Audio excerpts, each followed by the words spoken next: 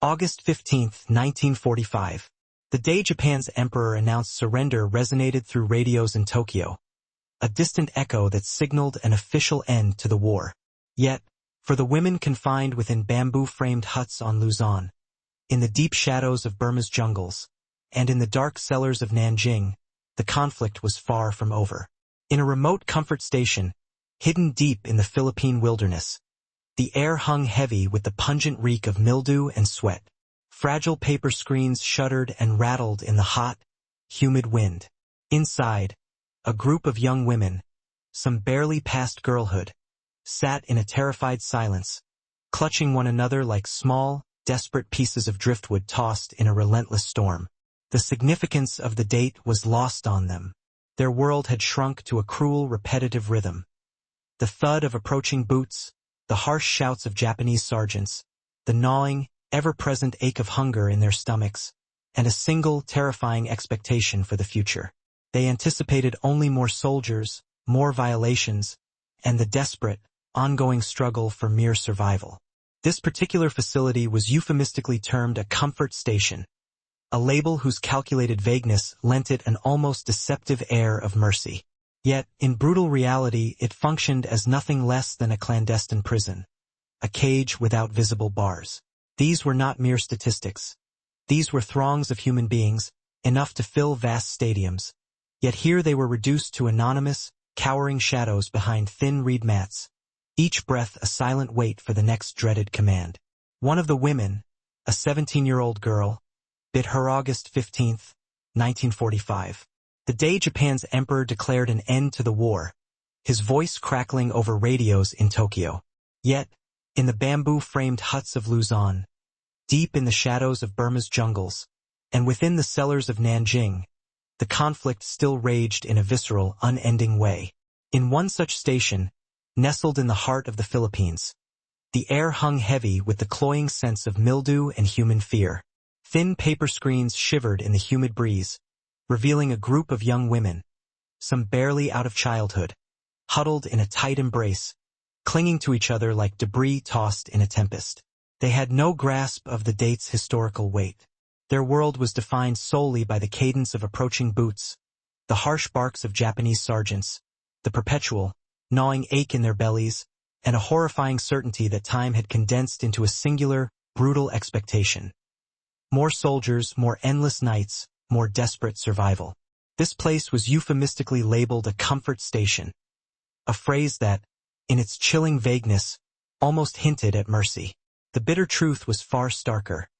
It was a prison without bars, a sprawling network of coercion. The Imperial Japanese Army had erected these sites wherever its banners unfurled across Asia: Shanghai, Manila, Rangoon, Seoul. Historians would later grapple with the horrific scale, their estimates diverging wildly.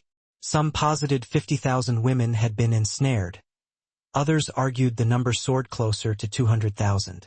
These were not mere statistics. These were souls once vibrant, now reduced to silent shadows behind reed mats, awaiting the next unthinkable command. Numbers vast enough to fill entire stadiums, yet here confined to the anonymity of a waiting queue. One of these women, just 17 years old, pressed her lips together with such force they bled. 2 years prior, she had been torn from her Korean village, lured by the false promise of factory work for the empire. Instead, she had been forced onto a transport ship, then herded into the suppressive station. Her name, like so many others, had been cruelly erased, replaced by an impersonal number on a ledger. She would later confess her greatest terror was not death itself, but the slow, agonizing fade of her mother's voice from her memory. Tonight, she whispered fractured fragments of lullabies in her native tongue, a sound barely discernible above the relentless drone of cicadas. Nearby sat a Filipino woman, older, perhaps 23, though the harsh realities of malnutrition had etched years onto her skin. She had been seized when Japanese forces swept through her village in 1942. She remembered huddling in the tall grass with her younger brother, their hopes vanishing as bayonet tips glinted above them. He was killed on the spot. She was taken. Now, her physical existence was merely another entry in a cruel ledger. Only her memories remained unrecorded, a silent defiance. Her eyes were fixed on the floorboards, a learned reflex, for she understood that any eye contact, whether with Japanese guards or fellow captives, invited scrutiny and danger. The women had been meticulously conditioned into a state of terrified silence, their lives governed by rules bellowed in Japanese. Obedience, cleanliness, availability. Doctors conducted weekly inspections that left the women not only physically sore but profoundly humiliated. Soldiers cycled through by the dozens, sometimes 20 or more visits endured by each woman on agonizingly long nights. Disease proliferated swiftly through the close quarters, but refusal was an unthinkable act. They existed in the chilling paradox of surviving a war, yet feeling, with every passing day, like its most disposable casualties. Outside, the war was indeed shifting its brutal course. American bombers had unleashed infernos on Tokyo, and the atomic mushroom clouds had already ascended over Hiroshima and Nagasaki. Emperor Hirohito's surrender speech would soon signal the shattering collapse of an empire. But within these hidden rooms, there were no radios, no whispers of celebration, no inkling of history's monumental pivot. There was only the creak of doors, the hiss of lamps, and the suffocating dread that another pair of boots would soon scrape across the threshold. Days earlier, the Japanese guards had abandoned their posts, fleeing when the inevitability of defeat became undeniable. Yet, for the women, this desertion offered no sense of liberation. Abandonment did not equate to freedom, it meant a terrifying exposure. If Japanese soldiers no longer held them captive, who would? Perhaps even worse men, perhaps enemies even more ruthless, would fill the void. Rumors drifted through the stifling air like tendrils of smoke. Americans were near. For women who had endured years of systematic exploitation by one army, the mere thought of another military force filled them with abject terror. Soldiers were, in their lived experience, simply soldiers. Uniforms, regardless of their color, were potent symbols of power wielded over the powerless. One woman whispered tales of Americans as towering giants who smoked cigars, shot first, and laughed later. Another recounted a chilling rumor, allegedly overheard from a Japanese officer, that the Americans were even more barbaric, that they would mercilessly defile any woman they discovered. The irony, of course, was profoundly bitter. They were already enduring the very atrocities their enemies accused others of perpetrating.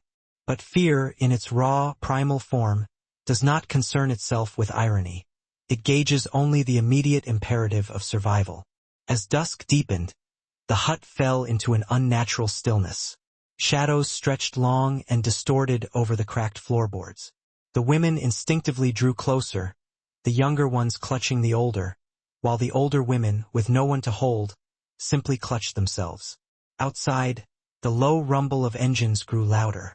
Boots, this time heavier, their rhythm unfamiliar, began to echo closer. The cicadas faltered, their song dying as if the jungle itself held its breath. Inside, the Korean girl pressed her nails into her palms until small crescents of blood bloomed. Her mind drifted to her mother, to a bustling market stall by the river, to the scent of roasted chestnuts and the comforting fragrance of soap. She also recalled the endless, violating hands of soldiers, and braced herself for the inevitable. She knew the steps by heart. Look down, endure, survive. She steeled herself for the familiar routine that had systematically stripped her humanity, reducing her body to a mere passageway for war. Then the door slid open. Silhouettes filled the frame, broad shoulders sharply outlined against the fading twilight.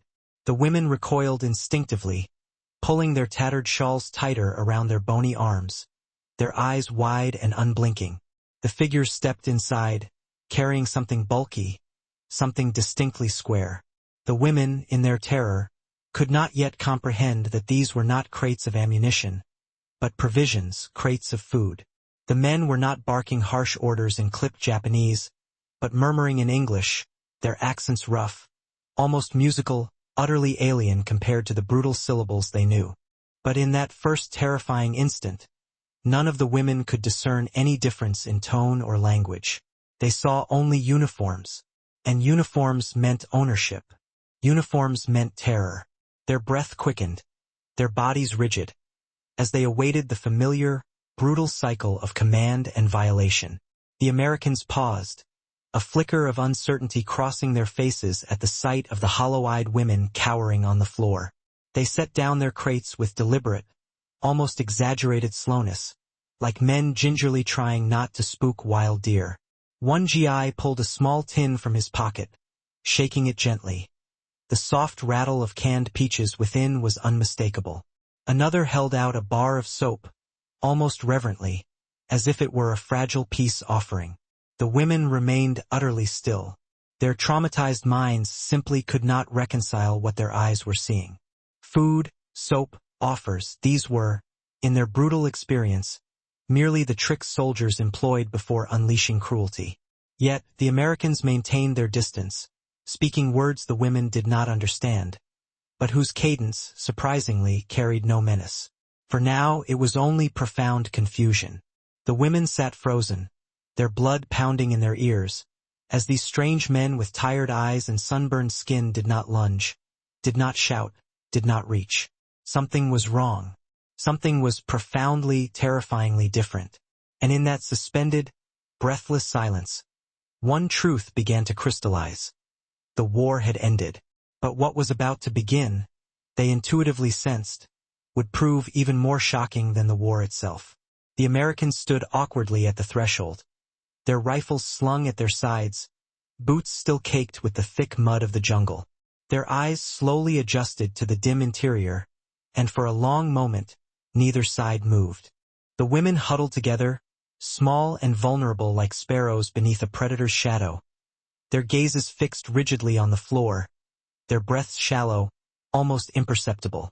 The soldiers, fresh from the brutal theater of war, could not possibly have comprehended the profound layers of fear they were stepping into.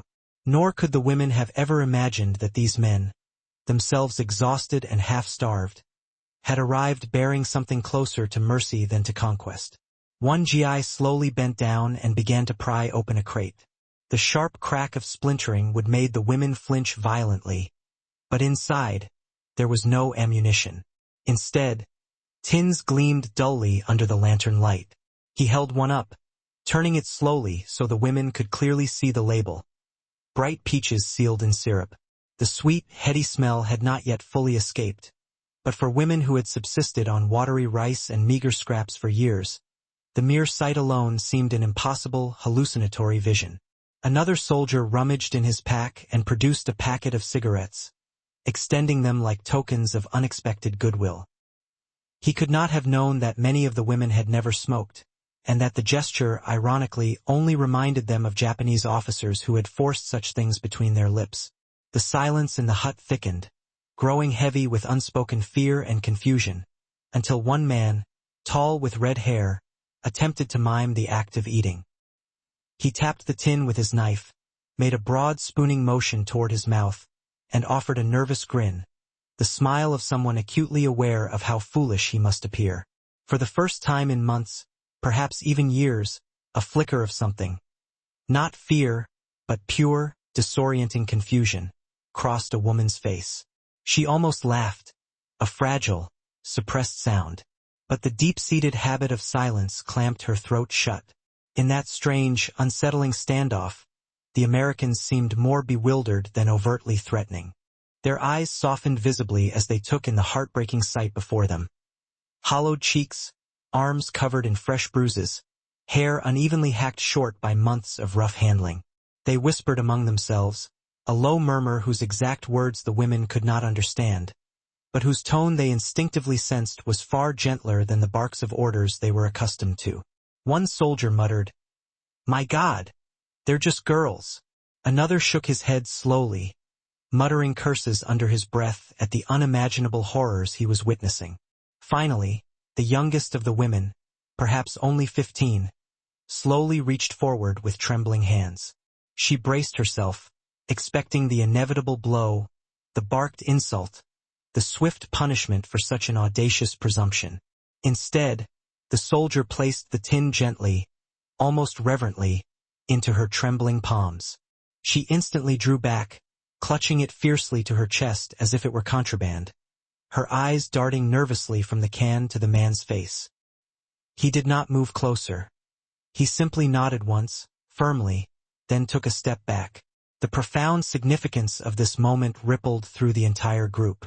Others exchanged hesitant glances. Then, the older Filipino woman slowly stretched out her arm, her fingers thin and shaking, towards the bar of soap one soldier still held. Without a word, he carefully placed it into her hand. She pressed it to her face, inhaling the clean, pure scent, and slow, silent tears began to slide down her cheeks.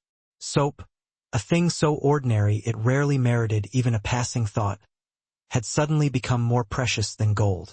The Americans then began to set down more supplies. Bandages, quinine tablets, powdered milk. The women stared, utter disbelief etched into their faces. None of this aligned with the brutal script they had been forced to memorize. Soldiers did not give. Soldiers only took. Yet here were men who offered, then respectfully stepped back, as though acutely aware of the invisible boundaries carved deep by trauma. Outside, the sounds of other squads echoed through the village. Engines rumbled, shouts carried on the wind. But inside this small hut, the air held perfectly still, suspended in a fragile, precarious equilibrium. The Americans tried to communicate, gesturing with open, empty hands. The women, however, remained profoundly wary, their shoulders stiff, their eyes flickering constantly between the ominous door and the safety of the floor. Their deeply ingrained instincts for survival whispered that this unexpected kindness might yet be a trap, that the real cruelty would surely come later, once their guard was finally lowered. But then, something almost absurd happened. The red-haired GI, with a tentative smile, pulled from his pack not more food, but a small harmonica. He pressed it to his lips and began to play a clumsy tune, notes bending awkwardly, not quite in rhythm. The raw, unexpected sound startled everyone, even his own comrades. Yet, in that strange, suspended moment, the hut filled with something neither side had anticipated: music. It was cracked and imperfect, an amateur's attempt, but it was profoundly not shouted commands. It was not the pounding of boots or the slamming of fists. It was, astonishingly, play. The women's eyes widened further. One covered her mouth, as if afraid a laugh, long forgotten, might escape. Another tilted her head slightly, tears mixing with a small, incredulous smile. The Americans chuckled softly at their friends' fumbling efforts. Their laughter was not sharp or mocking, but warm, almost hesitant, and the crushing tension in the room loosened, if only just a fraction. For the women, it was perhaps the first moment in years when the mere presence of soldiers did not immediately translate into terror. Still, the deep-seated fear did not dissipate overnight. When the GIs cautiously tried to coax them outside, some adamantly refused, utterly convinced that danger, perhaps even greater, lurked beyond the confines of the hut. Even when medics arrived with stretchers to transport the sick, women clutched one another desperately, begging not to be separated. The Americans, bewildered by this intense, visceral fear, slowly began to grasp the profound depth of the psychological wounds left behind. A doctor later recorded that the women exhibited signs of psychic shock, a clinical phrase utterly inadequate to describe the years of systematic violation that had indelibly shaped their very instincts. Yet, slowly, almost imperceptibly, day by day, small gestures began to forge a fragile bridge of trust. A soldier kneeling to carefully lace a woman's torn sandal, instead of demanding her body. Another sitting quietly nearby, carving a piece of wood into the delicate shape of a bird, then leaving it gently at her feet without asking for anything in return. These acts, small and often clumsy, became a new language of their own. They conveyed a silent, profound message to the women. Not this time, not us, not ever. The contrast in treatment could not have been starker. Under the Japanese officers, medical checks had been weekly rituals of profound humiliation. Under the Americans, genuine doctors treated their infections, carefully wrapped their wounds, and, crucially, looked them directly in the eye. For women who had been conditioned to being handled like mere livestock, that simple act, unpossessed eye contact, was more bewildering and disorienting than any weapon. And yet, doubt lingered, a dark shadow in the corners of their minds, especially at night. Some still instinctively braced themselves when footsteps approached, their hearts pounding until the sounds mercifully passed. Others hoarded the food given to them, hiding tins of peaches under loose floorboards, utterly unable to believe that such abundance could possibly last. Kindness, after so much systematic cruelty, felt like nothing more than another insidious trick of war. One survivor later vividly recalled the surreal moment she tasted her very first bite of canned peaches. The thick syrup clung to her lips, its overwhelming sweetness a shocking assault after years of grinding hunger. She wept, not merely for the extraordinary taste, but for the profound strangeness of realizing that someone, for the first time in years, actually wanted her to eat, rather than to be eaten herself. For her, that single spoonful was far more than just fruit. It was a tangible, undeniable proof that the world had not, in fact, ended with cruelty. The Americans, for their part, rarely spoke of these harrowing encounters. For them, it was but one grim episode among many in a brutal, sprawling campaign. But for the women, it was the first fragile crack in a wall of despair they had believed to be utterly unbreakable. Mercy, offered by strangers in dusty, unfamiliar uniforms, forced them to begin reimagining what men could truly be. Still, this newfound mercy was fragile, ephemeral. Not all Americans were saints, and the women understood, with chilling clarity, that danger lurked in every uniform, even ostensibly friendly ones. Yet, in those first bewildering days of liberation, when cool soap was pressed into their hands and sweet syrup touched their tongues, something undeniable, something fundamental, shifted within them. The war had not, after all, completely erased their humanity. But as the days slowly wore on, another, even more unsettling question began to emerge. If mercy could indeed exist here, in the very ashes of war, what would the world beyond these suffocating huts truly demand of them? And what they would learn next, they instinctively sensed, would prove even harder to endure than their captivity itself. History, often distilled into ledgers and dry reports, tends to quantify suffering in neat columns, 50,000, 100,000. Some scholars, casting their gaze across Asia, have even elevated the figure higher, closer to 200,000 women tragically pulled into the system the Japanese military euphemistically called yenfu. Each cold digit represented a living body, a unique voice, a young girl whose name had been brutally erased and replaced by a number. Yet, behind these stark statistics lay individual testimonies that, once spoken, carried a raw, unvarnished weight of truth that no chart or graph could ever contain. In 1991, decades after her liberation, a Korean woman named Kim Hak-soon finally shattered her silence. Standing before cameras, her voice trembling but resolute, she told the world she had been forcibly taken at the tender age of 17. Her harrowing account was one of the first to pierce the suffocating silence that had stretched like a shroud over countless survivors.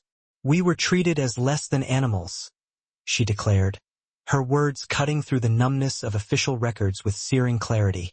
For every Kim Hak-soon, there were thousands who never spoke, some paralyzed by an ingrained shame, others because their voices had simply been buried by the relentless march of time.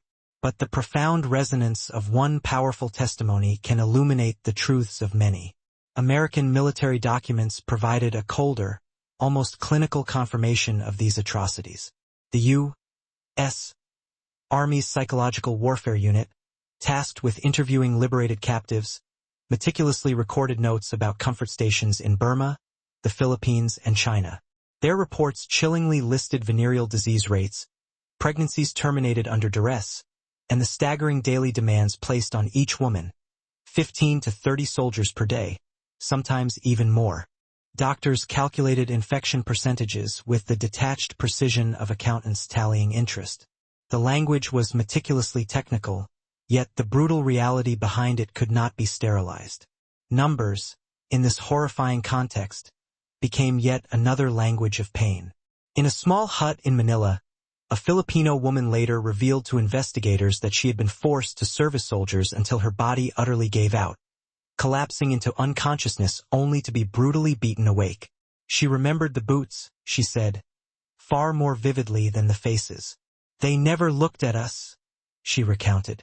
"We were like walls, like objects." Decades later, she still carried the vivid memory of coins clinking into a box outside her door. Payment made not to her, but to the dehumanizing system that owned her. That chilling detail sent shivers through even hardened historians. Money changed hands, a transaction of immense profit, but not a single coin ever touched the palms that bled. The statistics, when laid bare, paint a picture of cruelty on a truly massive industrial scale. A 1944 Allied report estimated that a devastating 80 to 90% of comfort women were Korean. Others hailed from China, Taiwan, the Philippines, the Netherlands, and Indonesia. Their nationality offered no reprieve. Youth, tragically, was no protection either. Survivors vividly recalled being as young as 13 when they were first abducted. These numbers do not soften with repetition. Instead, they grow heavier, more oppressive, because each figure relentlessly demands recognition as a singular human life brutally interrupted, a destiny irrevocably altered. Against this harrowing backdrop, the behavior of the American soldiers upon liberation appeared even more startling, almost miraculous. Bound by the strict Articles of War, U.S. troops faced rigid prohibitions against rape, though it must be acknowledged that not all abided by those laws, for no army is truly spotless. But in the comfort stations, they encountered something that froze even hardened veterans to their core. A system so meticulously organized, so utterly brutal, that it defied the imagination of men who had stormed blood-soaked beaches under relentless fire. Many were profoundly disgusted, even deeply ashamed, that human beings could engineer such unimaginable cruelty. "We thought we had seen hell," one medic later recalled, his voice still etched with disbelief. "But then we walked into those rooms. The contrast was stark, almost unbearable. Japanese soldiers had systematically reduced women to mere schedules, demanding ruthless efficiency and exploitation.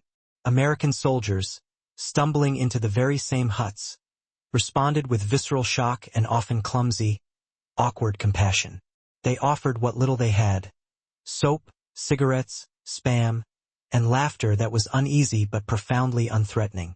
It was not perfect mercy, but it was undeniably mercy nonetheless. And to women who had long forgotten such a thing could even exist, it was profoundly disorienting. One survivor later confided, "I thought at first they wanted to fatten us before killing us, but then I realized they wanted us to live." Numbers alone could never truly convey the sensory dissonance of that moment. Imagine a woman accustomed to the sour, metallic stench of sweat and blood suddenly inhaling the clean, sharp scent of soap. Picture a girl who had known only fists pressing against her skin, feeling instead the cold, smooth curve of a spoon delivering peaches drenched in syrup. The taste was so sweet it almost burned. A visceral reminder that the human body was still capable of pleasure, untainted by violence. This is the ultimate paradox of war. Where brutality reaches its absolute nadir, even the smallest act of kindness becomes almost unbearably profound. Yet, mistrust stubbornly lingered. When Americans tried to separate the sick for urgent treatment, some women clung to one another, screaming in raw terror, convinced they were being divided for fresh, unimaginable abuse. Army doctors meticulously described their condition as psychological trauma of the highest order. The women themselves had no vocabulary for it then, but today we would unequivocally call it post-traumatic stress. Their fear was not irrational. It was the chilling, deeply ingrained product of thousands of days when fear had been the only rational response. Still, fragile transformations slowly began to emerge. In one poignant instance, a Korean girl, too weak to even walk, was carefully carried by two soldiers on a stretcher.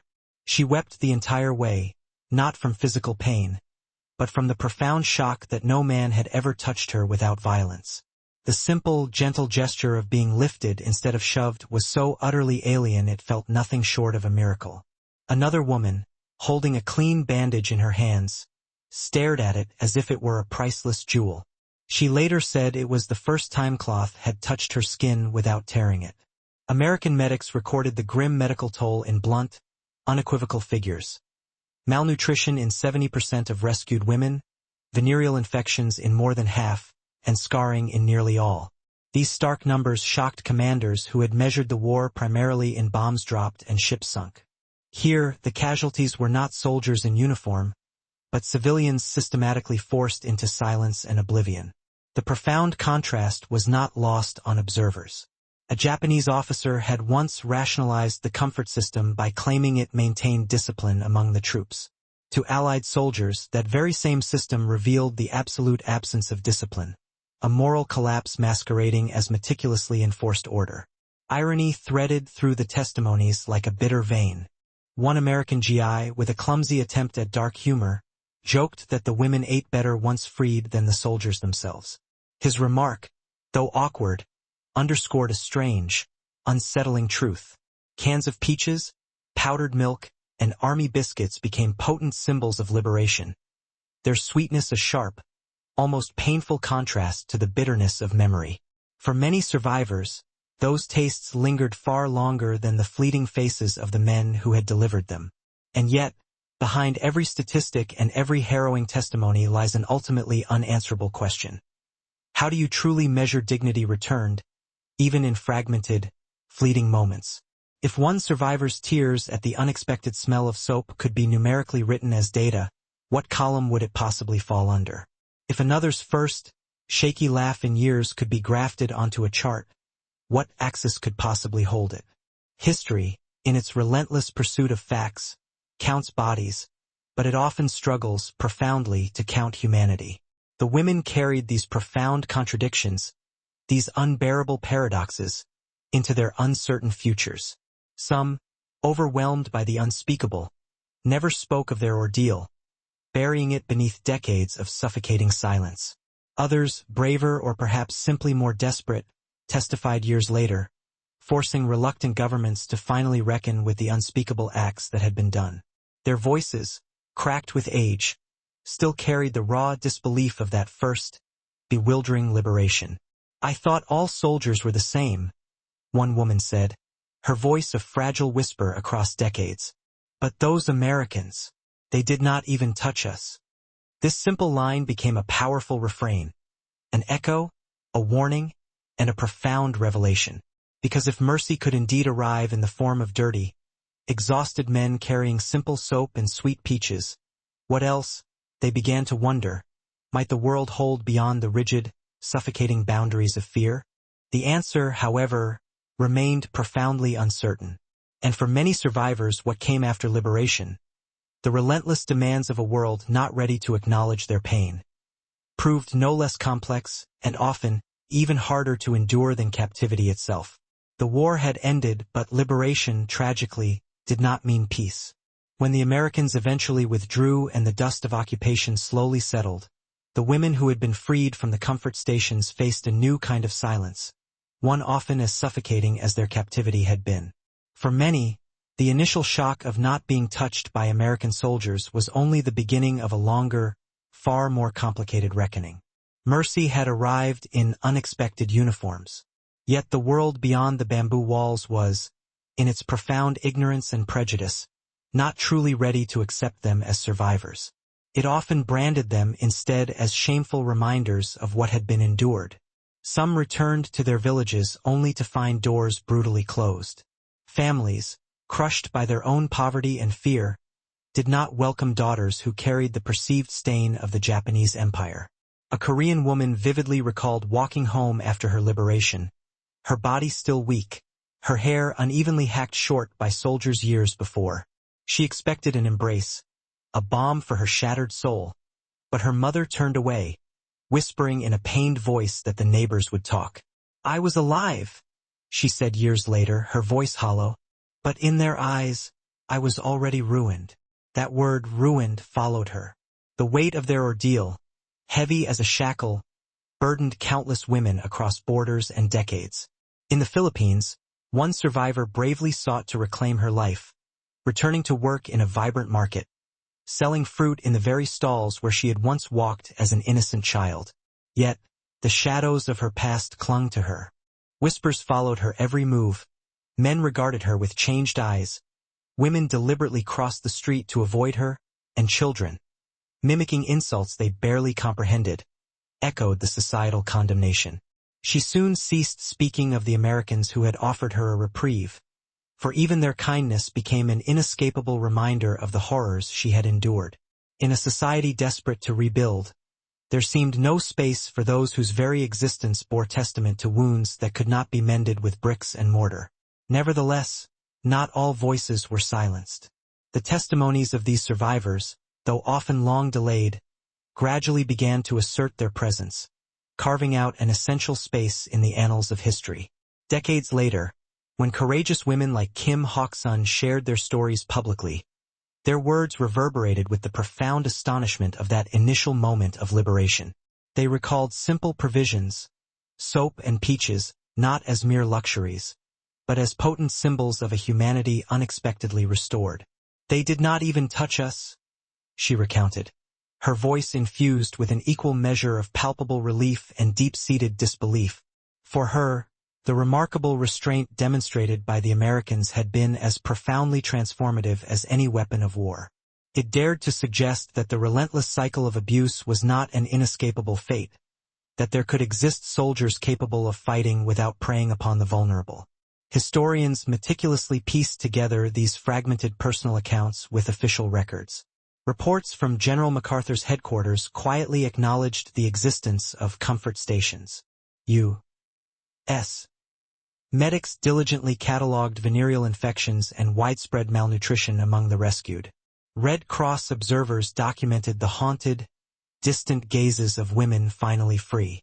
These crucial documents collectively confirmed what survivors had bravely whispered for decades. The Japanese system of sexual servitude had been vast, meticulously deliberate, and utterly devastating. Yet, these same official records could not fully encapsulate the complex human contradictions, the way some women perceived the Americans as benevolent saviors, while others remembered them as unsettling strangers whose very presence reignited their deepest fears. Liberation, it became clear, was not a uniform experience. It was as fractured and disparate as the lives it touched. The profound irony of post-war justice added yet another layer to their suffering.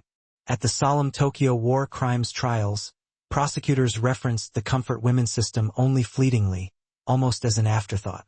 The tribunal's primary focus remained on aggressive warfare and monumental atrocities like the Nanjing massacre. For the survivors, their horrific ordeal was relegated to a mere footnote in the grand theater of international justice. Few Japanese officers were ever specifically punished for their direct involvement in operating these stations. The women waited, often in vain, for an acknowledgement that rarely materialized. The Americans' refusal to violate them in 1945 was an act of profound mercy. The world's subsequent refusal to remember them was another, equally brutal cruelty. Still, memory, resilient and tenacious, endured in the quiet confines of private lives. A Filipina survivor once shared that the distinctive scent of canned peaches haunted her for the remainder of her days. Every time she later opened a tin, she would weep not for the fruit itself, but for the astonishing, almost absurd miracle of a soldier offering her sweetness after years of unspeakable degradation. Another woman vividly recalled the sound of a harmonica, the clumsy, fumbling notes played by a red-haired GI who could never have known his simple melody would forever remain lodged in her memory like a guiding beacon. These fragile, almost mundane details became invaluable lifelines, proving that even amidst the utter ruins of empire, small mercies could indeed take root. However, mercy itself proved to be a complicated concept. Some survivors candidly confessed that the Americans' unexpected restraint had unsettled them almost as deeply as the Japanese soldiers' cruelty. After years of brutal conditioning, kindness felt like a treacherous trick, a deception poised to collapse at any moment. "I thought they were fattening us," one woman poignantly remarked. "Like pigs before slaughter." Only when days stretched into weeks without a single violation did the profound truth begin to permeate their shattered understanding. This very disbelief vividly revealed how profoundly the system had warped their fundamental understanding of men, power, and the very nature of survival. Generations later, historians and activists would continue to debate the complex legacy of those pivotal encounters. Some rightly emphasized the women's initial shock and profound disorientation, while others highlighted the remarkable discipline displayed by the American troops. Critics were quick to note that U.S. soldiers were not always paragons of virtue elsewhere in the Pacific, pointing to documented cases of assault in other liberated towns. The truth, as is so often the case, remained undeniably complex. Yet, within the desolate walls of those abandoned comfort stations, in that fleeting, almost sacred moment of history, something profoundly and undeniably different transpired. For once, uniforms had entered a room and, against all expectations, had not claimed the bodies within it. This powerful paradox intrinsically shaped memory itself. Survivors who spoke publicly often emphasized not only the horrific acts the Japanese had committed, but also the crucial, defining absence of what the Americans had not done. That void, the absence of violation, became almost as defining and impactful as the abuse that had preceded it. It was a silence that resonated far louder than words. In a war saturated with noise, the thunder of bombs, impassioned speeches, omnipresent radio broadcasts, the quiet, deliberate decision not to touch carried its own immense weight. As the decades steadily passed, solemn monuments rose in Seoul, Manila, and Taipei, erected to honor the comfort women. Bronze statues of young girls sat perpetually in chairs, their unflinching gazes directed toward embassies, silent sentinels of memory. Tourists passed by, some indifferent, others visibly moved. Yet, few knew that behind these poignant statues also lay a quieter, more nuanced story of bewildered gratitude toward a group of foreign soldiers who had once stepped into those dark huts and, defying every expectation, had offered soap and food instead of cruelty. That subtle layer of the narrative remained quieter, often overshadowed by the overwhelming enormity of the crime itself. Even now, the echoes of this past remain unresolved. Survivors, their voices fragile with age, continue to demand recognition, heartfelt apologies, and meaningful reparations. Governments engage in endless exchanges of words, denying and defending. But the women's voices, though softened by time, still vividly recall that singular shock, the profound astonishment of finding mercy where they had anticipated only harm. It serves as a powerful reminder that history is not solely defined by what was done, but equally by what was withheld. An act of restraint that, in its unique way, became its own form of deliverance. And yet, as powerful as those enduring memories are, they leave one crucial question lingering, unanswered. If the women had been so deeply shocked by the Americans' refusal to harm them, what would the world ultimately do with their stories afterward? Would the mercy shown in a humble hut ripple outward, blossoming into lasting justice, or would it simply vanish, leaving only silence in its wake?